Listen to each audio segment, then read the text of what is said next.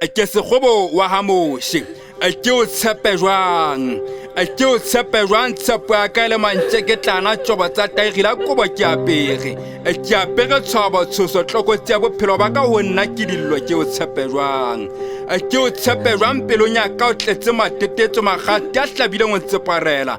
tebong ba yona o dutla madi menyepetsi ke le itse ke le ke tla ngwapara sefahleo ke o tshepe jwang ke o tshepe jwang o ikgapetse ba ka borwetsana tsana ba ikgola kgolong ya ka kgasa ga me utlwa menyepetsi matetetso tlhopheo tshutsa ka nketela tlatla matsholo la masisapelo lefatshe ke le bone ntwa dumela le tletseng kgalefo lefatshe la ga masedi le fetotse la hawe empa ya hao nako e tla fihla phirimana le tla shwalana le feletso ya masihlwane bohlale bo tla fela ko tshepe jwang